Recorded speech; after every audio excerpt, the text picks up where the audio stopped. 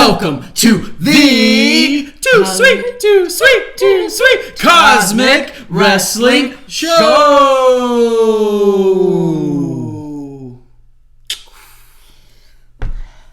This is NWO Year One, Episode 2, Week 2. Yeah, so we're starting. It's June 3rd, 1996.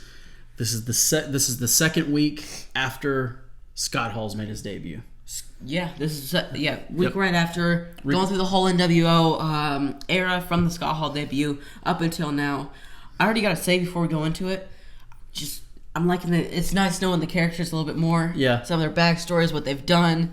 Like, I look at this figure different now. Like, I know a little bit more of his backstory. Know a little bit more how he wrestles. Yeah, that's pretty cool. How he is, John Tinto. Yeah, we'll get to him. We'll get to him. Yeah, he has this part on the show. Yep. And they also carry a lot of... They don't change up the card too much. It's almost the exact same wrestlers that wrestled last week. Very similar, yeah. Wrestled this week. Yep. One that I wish didn't, but... Talking about what they did last week, that's actually segment 1. Starts out... You want to go with the date first? I already did. June 3rd, oh, you 1996. Sorry. 1996. Okay. This is the second 2-hour episode for Monday Night Nitro. 2-hour episode, yep. Yep. Segment 1 starts off with the Shark versus Big Bubba with Jimmy Hart. It starts off with Mean Gene interviewing who we think is going to be the Shark. It turns out to be... It turns out he comes out no face paint like we were making fun of last week, which was, with the Shark's I'm glad. This is a nice Shark logo on the singlet this time. Plain Jane. Yeah, plain tank top basically. Blue top, black bottom.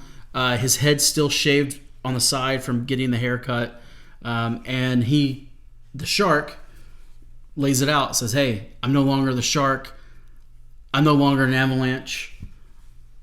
I'm a man. Yeah, I'm John Tinto, and I'm going to prove, my worth. And I keep this... oh, yeah, that's the best. I keep my head half shaved to remind me of my embarrassment, what I need to do to the Giant, and what I'm going to do to... What do they call him now? Big Bubba. Big Bubba this week. Big Boss Man. Yeah. In the ring. Yeah, what I'm going to do to Big Bubba. But that reminder, that I could see that being a gimmick, like a storyline currently. Yeah. You could pull that line. That line was so good. I keep this as a reminder of my embarrassment. Yeah. That's...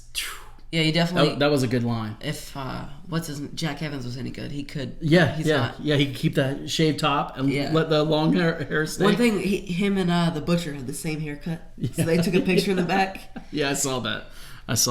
So anyways, we get into the match. It's John Tinto versus Big Bubba.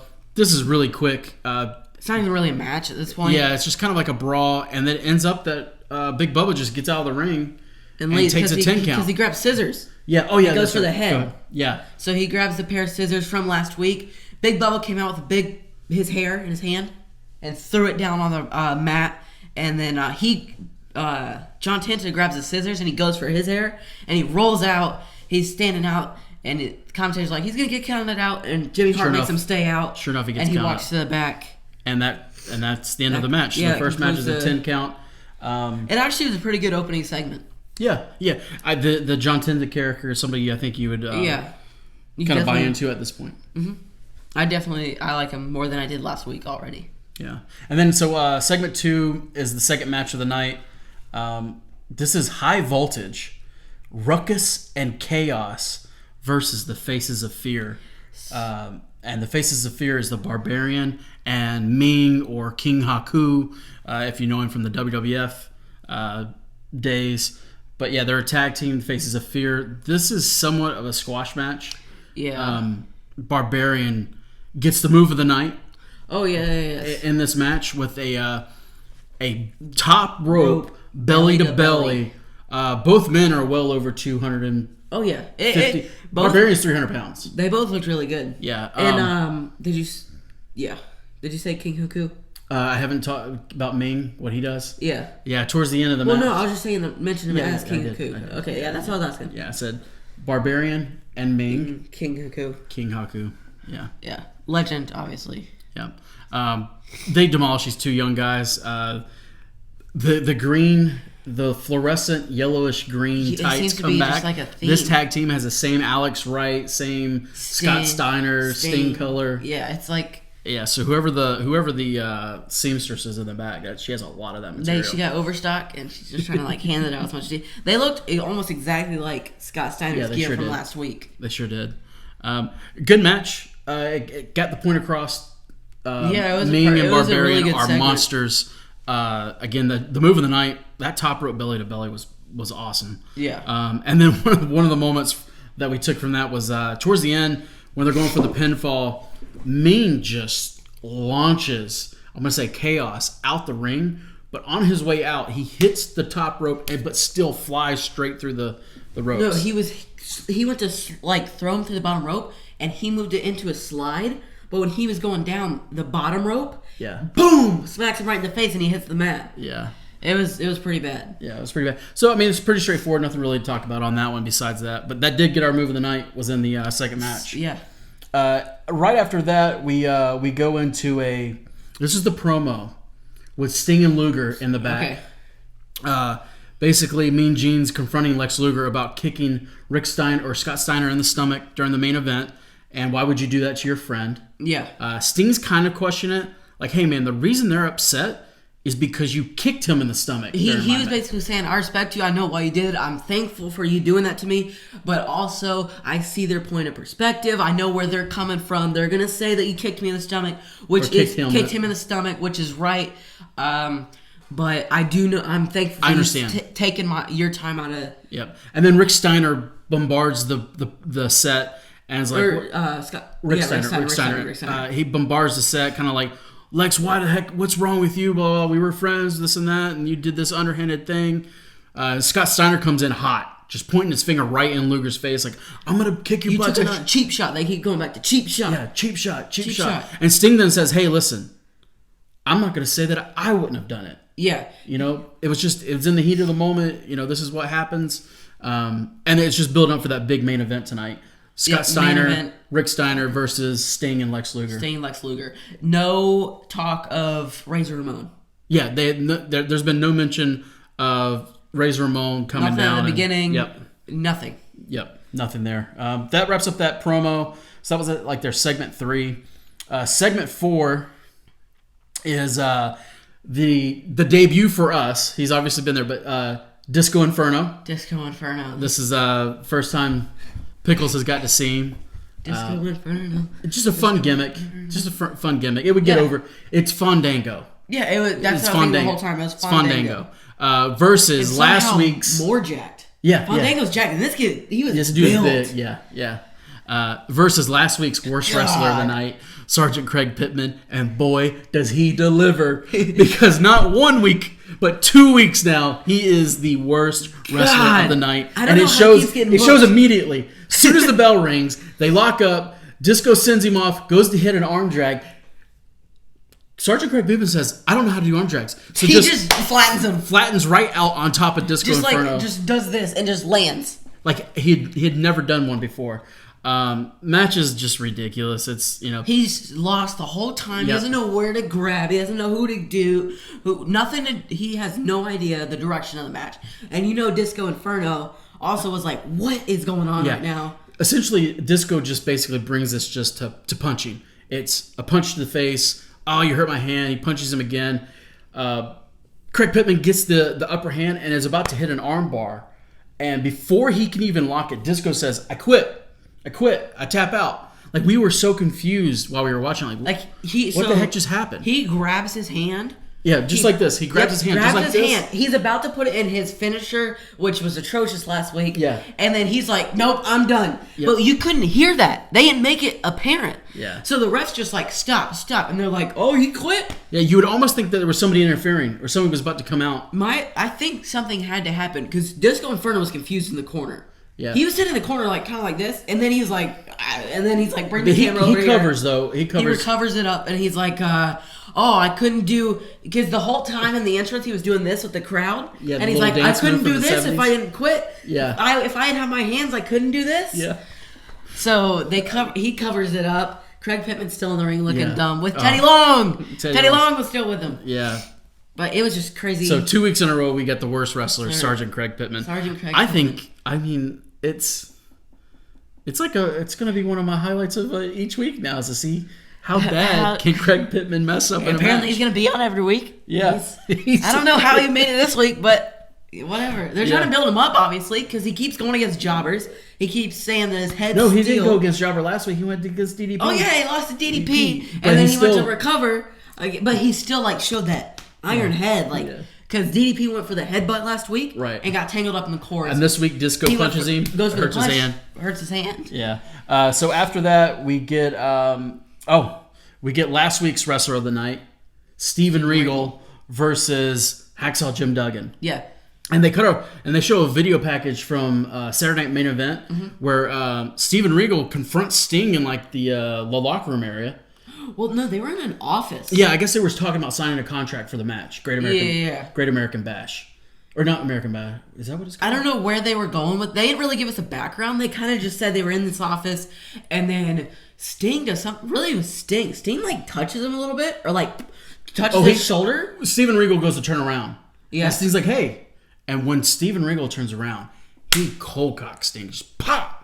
And then they break it up. And then he got fined. He got fined. But we'll go over the match and he talks about it in a segment after. Yeah, so it's Steven Regal versus Jim Duggan. The best way I can describe this, nowadays, this would have been a house show match. The way that they were interacting with the crowd. It was a lot of crowd, oh! Yeah, Duggan was getting the USA. And Regal's wrenching on the outside. Throwing up, yeah. He scares some fan off or something. Yeah. Oh, and he brings the camera over to point at this ugly fan. He's like, "Oh my God, look at this! Look at this!" Yeah, he's excellent. He's excellent. He's amazing. He's not wrestler of the week just because it wasn't a 5-star match, but he's my favorite wrestler of the week. Yes, but not wrestler he's definitely a favorite of ours. Yeah. He's so good in the ring. He tells such a good story. He sells appropriately for what's happening to him. And Jim Duggan's good. He's a good babyface. Mm-hmm. He does his job. He's obviously a little bit older in his career now, though. Yeah. You can tell, but he is very sound in the ring, though. Yeah. That's probably your first Jim Duggan match. I watched when we were watching old WWF pay-per-views. Okay. He was on one of them. He was in a Royal Rumble with Andre. I got you. Yeah. So Steven Regal versus Jim Duggan. 2 henchmen come out and help interfere for Steven Regal. They're the Blue Bloods. It's Dave Taylor and, God rest his soul, beautiful Bobby Eaton. Mm-hmm. They come out, distract the ref. Steven Regal gets the roll up, holds the tights, 1, 2, 3, gets the win on Jim Duggan. Yeah. We immediately go into a promo where Steven Regal basically talks about what happened on the main event show and that he's gonna beat the crap out of Sting. Yeah, he goes, "You people find me, and what they find me, y'all don't even earn in a year." But I already went ahead and paid double the fine, so I can keep doing things dastardly. Yeah. And he made a comment in the promo, "Sting, I could talk about your family, I could talk about your friends, I could talk about all these people, but it wouldn't matter because you're so egotistical." That, man, as a heel, that's perfect. But I'll say, I'll go over at the end of the show. When we go over that last Sting bit, I'll go over what I want to say. So anyways, that's the end of the promo. They wrap that up. And then we go into segment 7. It's just a blow-off match for me. It's Taskmaster versus Prince Iaukea. They show this package beforehand of Chris Benoit and Kevin Sullivan. They've been feuding for what seems like 2 months probably. Yeah. This Taskmaster match is, I've never cared for him. Even, coming up and watching him, I didn't like his matches. Real stiff.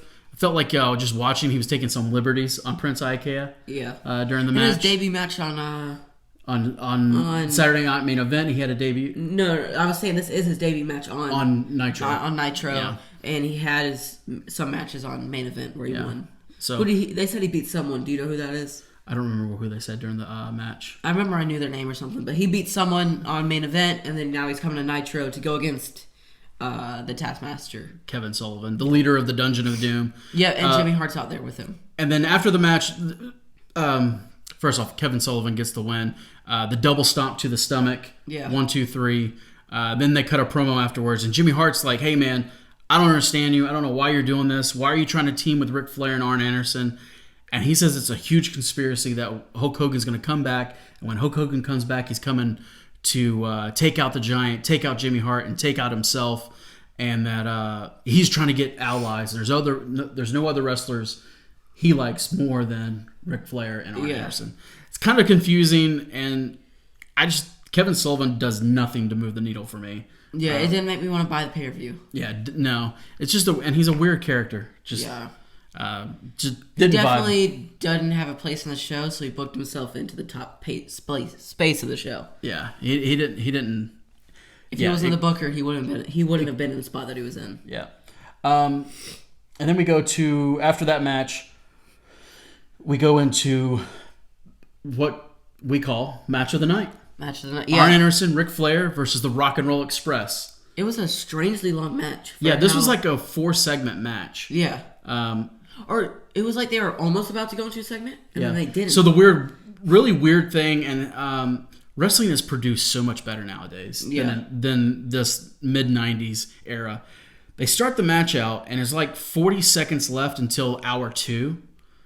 But instead of launching hour 2 after the entrances of the match, both teams come out, they start to lock up, and they start to fight, and all of a sudden, all the pyro and the big launch of the second hour happens while Arn Anderson and Ricky Morton are in the ring.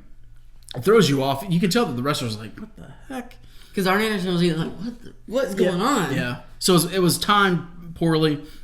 It should have went to a commercial break, came back. Or they could have even planned it better where Arn Anderson gets like a heel tactic over something, but they didn't. Yeah, they just kept going on. It seemed really weird. They should have just did it after the entrance. But after that, the match, Ric Flair, Arn Anderson do the heel tactics. You're as a new viewer, you're seeing the characters, you're seeing how good they are in the ring. Rock and Roll Express are a little past their prime. And they come out in a Kevin Green.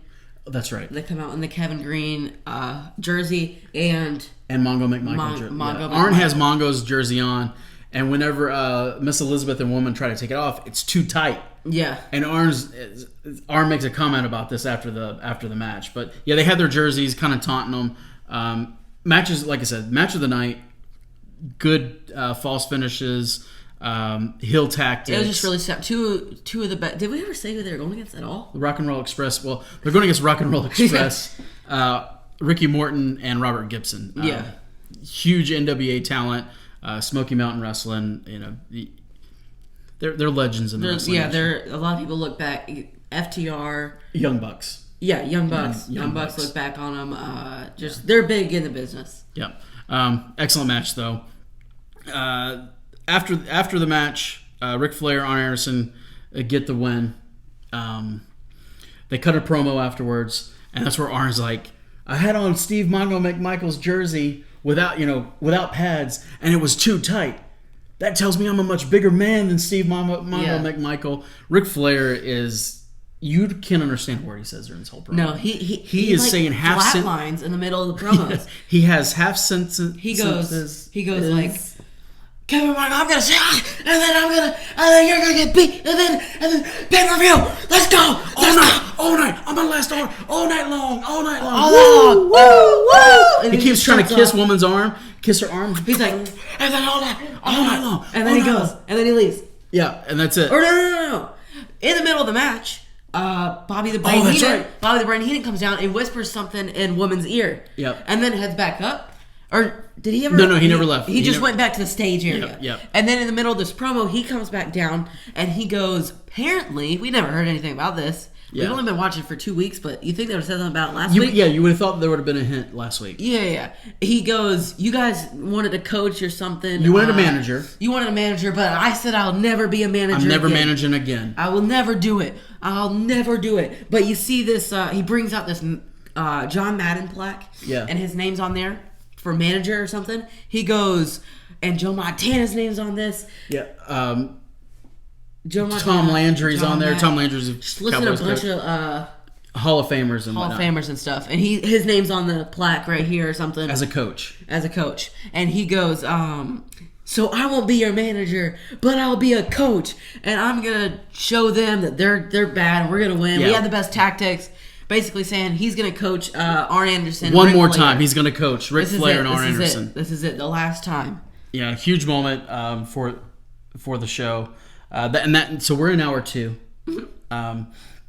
After this promo with Anderson, we get the second package in Hulk Hogan. Oh, God. This is the weirdest pack because they don't say anything. Yeah, it's just pictures of Hogan going. It's Hogan posing, pythons. Hogan beating up giants, Big Van Vader, One Man Gang, a lot of Vader in this one. Ric Flair. That's what I was noticing. There was Ric Flair. I feel like there was a couple other.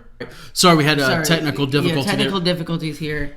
But so we're on the point where Hogan's going into his segment. Hogan's segment, it's so weird. It's heel. I don't know if they're trying to build up for the NWO, trying to make it like. He's coming back. So egotistical, but that they're just building him to coming back for the big giant segment. I don't think they're building him up to be NWO. That's what I think they legitimately think. He's coming back as a babyface. This is the babyface. Like everyone loves him. Everyone loves Hulk Hogan. Yeah, but this is once not, again the promos. This is something Cody Rhodes would do right now, and he would think that it would get him over. Yeah. So after the Hogan promo, we get. Ice Train versus Ice Train. The Giant. This is the quickest match. Yeah, this is a squash. So it starts. So the match bell rings. Jimmy Hart grabs his leg and he's like, "Whoa, what the heck?" And then Giant comes from behind, big choke slam. He lays on top of him, flexes his muscles. 1, 2, 3, and then the Flash, Scott Norton comes out, Ice Train's tag team partner. Kind of confronts the Giant, like, what the heck are you? You guys cheated, blah, blah, blah. You chokeslammed. Disrespectful to my best friend or goes to look at his tag team partner, kind of come to his aid, and then Giant right behind him. Boom, 2 choke slams. Has it beat down in the middle of the ring. He can't compete, you would think. Nope, just kidding. His match is up next. Yeah. He's got a match next. Before this, they had that little outside the ring promo by the Giant. They did? Yeah. I thought that was last week. No. So right after he chokeslams Scott Norton, he goes to the outside. Mean Gene catches him. And the Giant's like, I beat them all. I beat Sting. I beat Hogan. Oh, yeah. I beat Macho Man. I beat Ric Flair. But you know what, my friend? Total package, because you're the ultimate prize, I'm going to defeat you at the American Bash. Great American And then that's whenever they go to cut commercial. And then we get the debut for us of Hugh Morris. Yep. This is another weird kind of squash match. Scott Norton still laid out from the 2 choke slams in the middle of the ring. Hugh Morris comes out, mocks him, like goes to pin him with one finger, then stops, does some other stuff, hits him with a couple moves, and then Hugh Morris is going to go up for that. He's known for this, for the moonsault. So he goes up to the top rope to hit a moonsault. Well, Scott Norton's worked his way back up. So weird. You would think that probably the spot was supposed to be Scott Norton catch the moonsault and then hit a power slam. But Scott Norton doesn't catch him. Just kind of Hugh Morris just bounces directly off of him, but Norton just pins him 1, 2, 3. Match is over. It's really weird. Yeah. It makes sense that he won. Why bury 2 tag team partners in 2 matches? But they could have built this up next week. Like, you have an issue with our group. Right. Well, or Saturday on main event, Hugh Morris, you can get Hugh Morris. Well, Hugh Morris come out for the match, and they just stop him. Like, the security stops him from fighting him. And then, if you want to see this match, you're going to have to see it on Saturday main event. Builds up for that. You can go watch that then. Yep. It was just really weird. So really nothing after that. And then we have the Steve McMichael, Kevin Green promo. Oh, this promo is... it looks like it's in a locker room, like a coach's office.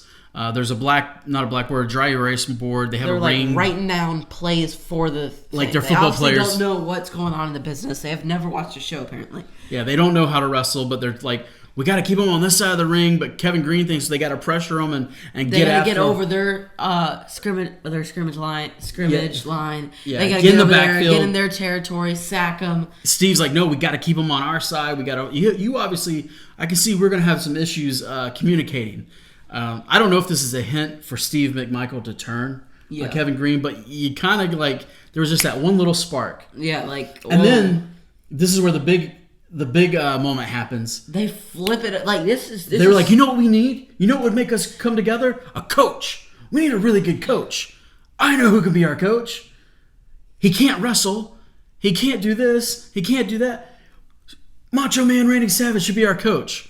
Earlier in the night during the commentating, they mentioned that WCW's made it known that Macho Man can't wrestle at any pay-per-views. Yeah. He can't wrestle on any television shows. He can't perform in any aspect in the ring.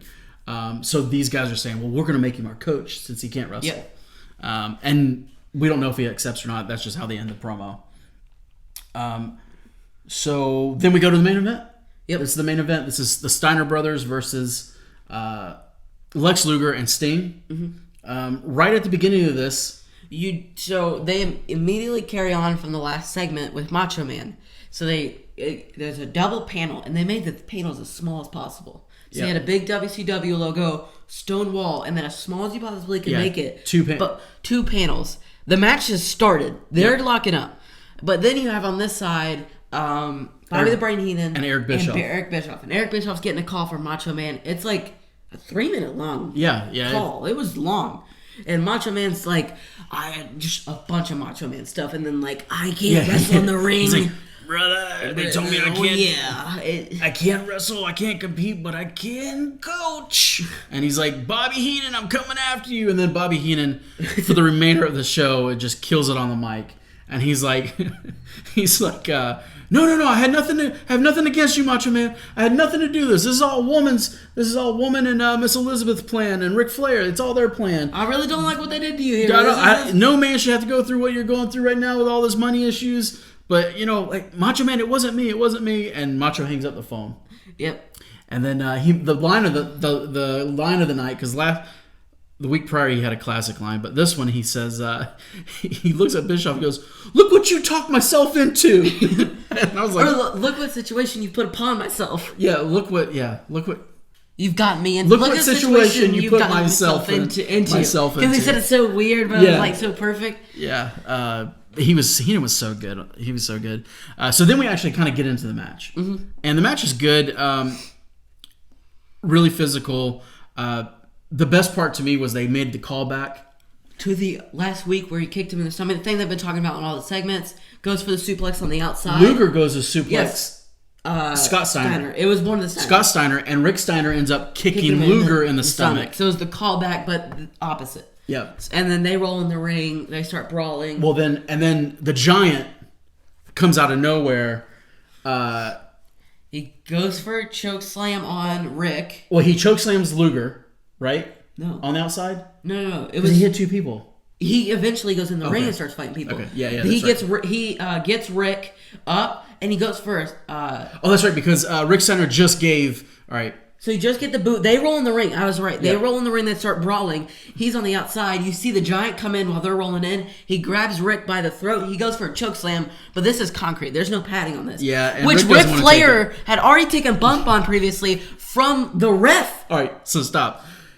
Back to the tag team match with Ric Flair and Arn Anderson. There was an outside spot. It started on the inside. Yeah, the week prior, Pee Wee Anderson shoves Ric Flair down. It's a classic spot. Yeah. And Ric Flair takes these back bumps. Well, Flair goes to the outside, and Pee Wee's following him outside and getting onto him. And Flair shoves Pee Wee, but Pee Wee shoves Flair, and Flair takes a flat back bump to the concrete. There's no padding. No padding. Straight to the concrete. Even in WCW padding, that thing was barely a thing. No padding. No padding. So then we come back to the main event. And Flair he no sells it either. Yeah. Flair just gets up and he's still going on. Yeah. So this time, the Giant goes to chokeslam Rick Steiner, but when he lays him down so gingerly, and you can tell Rick is like, bro, I ain't taking this. I'm not taking this on the concrete. Do I look like Ric Flair? So his feet hit first, his butt hits, and then his back hits. Yeah. Giant storms up into the ring and starts brawling. The crowd is hot. Actually, the crowd was really good this night. One thing about that chokeslam spot, they should have made the callback because the Giant already put Lex Luger through the table. Right. He should have did the same thing to Rick Steiner because the table was still there. Yeah. He should have just put him through that table too, went back in the ring, and that's like his signature thing. So one of the promo packages they did week one was they showed that that the Giant had chokeslammed Lex Luger through that table that Ric Flair's been paying for each week with Macho Man's money, with all the grapes and the fruit. Yeah. So he chokeslammed Luger through that weeks ago. So that would have been a good opportunity to chokeslam Rick Steiner through that same table. Because it would have helped the bump, and it would have made the spot and it would have tied everything kind of in. Yeah. So anyways, Giant goes into the ring. Him and Luger go back and forth a little bit. The crowd, even though Luger's turning heel, and he's showing those heel characters. He's not really turning heel. He's just showing the... Yeah. The crowd's behind him. Yeah. 100%. He starts backing Giant down, and then Scott Steiner and Sting come in together as a team, and they all three start pounding. This is a really good moment here. Beating them down, and they leave. Giant gets out of the ring, right? They just beat him down. Giant gets out of the ring, and then it sails over to Eric Bischoff, and weirdly says, well, stay tuned. We have a lot more coming. Yeah, a lot more coming. Nothing. And that was the main event, which was really weird.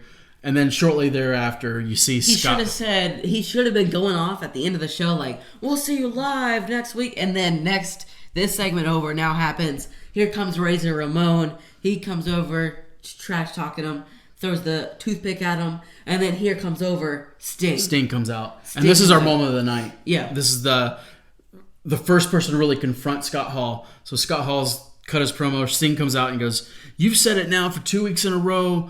You've dogged WCW. You're asking and for." And Razor Ramon keeps going back to, "We are here. We are here. We will fight you. We want your three best." And Sting says, "You keep saying our three best, but all I see is you. So I tell you what. How about me and you go at it, pal?"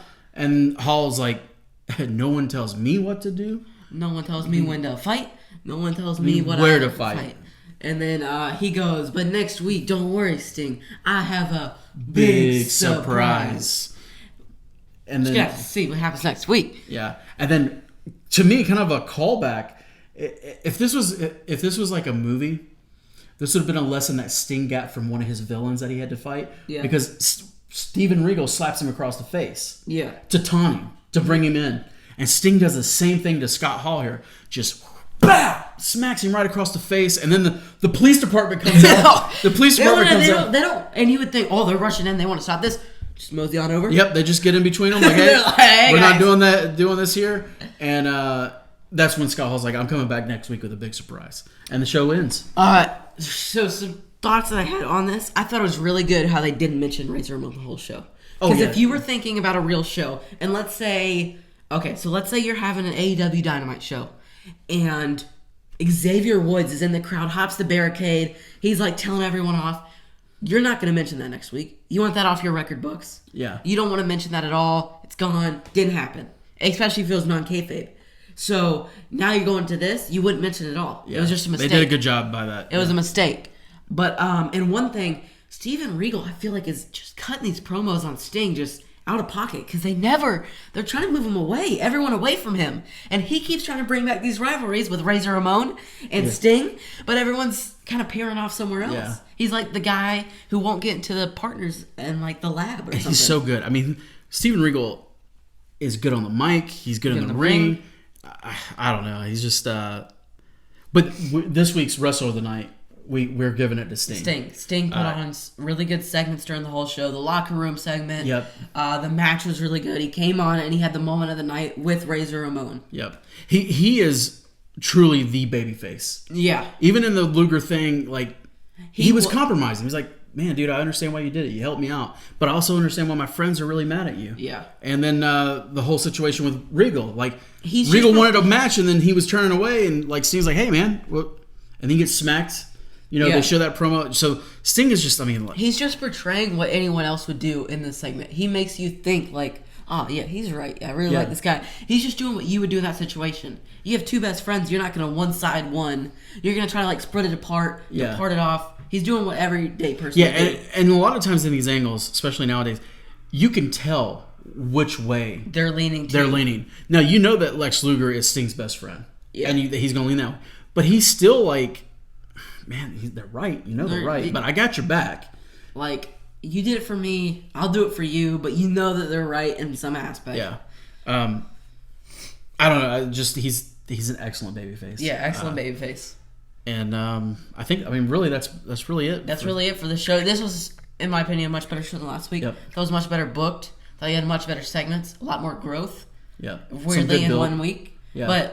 But John Tinto also could have been a runner for Wrestler of the Night. He didn't have the best match, but that segment was really good. The progression. Yeah. I liked it. I like that they took everything that we made fun of him for. They took it and repackaged it. They completely It made repackaged you feel bad for him. Yeah. Yeah, they repackaged it in over one night. So I think that's it. I'm excited for the second show. Yeah, I'm excited for the third. Yeah, for the third show. Yeah. We'll get what's next week. They announced a match, didn't they? No, I don't think they did. No, they didn't. No, I don't. That's think one thing. They need to start announcing matches. Yeah, we do have the pay-per-view coming up after this third week. After the third week, yeah. So Great American Bash. Yeah. So it'll be. We know that it's Lex Luger versus the Giant. Really, I don't know where they're building with Sting and Razor Ramon. I don't know. Well, see, that's what I can't remember if this is the debut of the NWO right at the pay-per-view, at the Great with American. Hulk Hogan. Yeah, because they said Hogan's coming back at the Bash. Our third guy. Or no, Hogan's coming. They're saying Hogan. That's right. They said Hogan's coming back at Sturgis at Hog Wild. Yeah, I was like, at the end of and that's a pay-per-view after. Because it's not this, because Macho Man is in the ring in that one. Macho Man's not cleared to wrestle here. Yeah, so, that's right. So it wasn't this one. It's the next one. So we're going to have a 2-month build-up for the NWO. Yeah. I didn't realize that. I thought it was like... No, that's what I was thinking. I thought it was going to be later than that. I thought it was going to be like a 4-month build-up. Yeah. Him going through the whole thing. But yeah, no, because Macho Man's not cleared to wrestle. Or not cleared, but not allowed. He's not allowed. But, He's not allowed. Good show. Yeah. Do you think this would you have still liked what was going on today? Okay, so there was a lot of good stuff going on, but if I was to watch it, I would have went with AEW over this. Yeah. Thought there was still some iffy booking and a little bit of like iffy spots. And talent, to me, it's the talent. The talent isn't good. It's just not. Yeah, like they obviously have, because the one thing is there is no medium talent. You have Sting, Scotthall, Lex Luger, the Steiners, Ric Flair, and and then Arn there's Anderson. no middle talent really, Yeah. or none that they showcase. They showcase all the bad talent. Yeah. They showcase Sergeant Greg Pittman. Yeah. Why? They just have weird things, like the John Tinto Big Bubba thing. It was still weird. The promo was really good, but it was still like It was a weird match. It was a weird booking. That I quit. I quit. I'm done. Disco I'm done. Inferno, Don't Craig touch my Pittman. hands because I can't do this. It obviously was not. He didn't know what was going on. I think they called it or something. Yeah, I don't know. I think there was something about. I think they called that in the back though. That's what I was thinking. I think they called it in the back, and he had to make something up on the spot. But hopefully, no Sergeant Greg Pittman next week.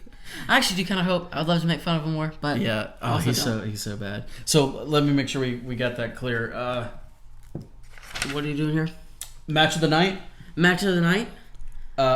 Move of the night. Barbarian, belly to belly off the top rope. Yep. That was sweet. Match of the night was Ric Flair, Arn Anderson versus the Rock and Roll Express. This is Rock and Roll Express debut match on Nitro. Yeah, they made it clear that they had been away for a while, but this is their debut match on Nitro. Moment of the night, Sting slapped Scotthall. Yep. That was definitely the moment of the night. The worst wrestler of the night, Sergeant Greg Pittman. 2 weeks in a row. Yep, and then wrestler of the night, we gave it to Sting. Sting. So let's see what happens on week 3. So Regal and Sting are our two Yeah, guys for the thing. and they're facing each other at the Bash. That's what Regal says. That's what they're building up to. But that's the one thing I had the issue with. Why are they? And They could have brought. I understand he was really the only person to go and do that with, but why not wait till next week to do the Luger or Regal thing if you're gonna have this happen? Yeah, I just think it's so weird. Them having the tag team titles is what throws it off. Yeah, they're tag team champions. Yeah, maybe the Steiner, like we haven't watched this, so we don't know, but like maybe the Steiners should have had the titles. Yeah. You know, I don't know, but anyways, maybe none of them should have had the tag team titles. Yeah. Regal and Sting. They obviously just wanted them to still have a reason to be on the show in the main event. Yep. But that's it for this week. Yep. Make sure to follow us on Instagram at Cosmic Wrestling Show. Hit that like button. Subscribe down below. Comment your favorite moment of the night. Comment who the worst wrestler of the night was, or you can comment Sergeant Greg Pittman. Yeah. It's obviously Sergeant Greg Pittman. There's no one else. And we probably should start doing promo of the night too. Yeah. But promo of the night was John Tinto so far. Yeah. Or William Regal. I think John Tinto just John had more Tinto's progress. Yeah. But we keep going on. We gotta make this shorter. We gotta make this shorter. All right, we'll see you next week on WCW Nitro. Make sure to join us on that cosmic, too sweet journey.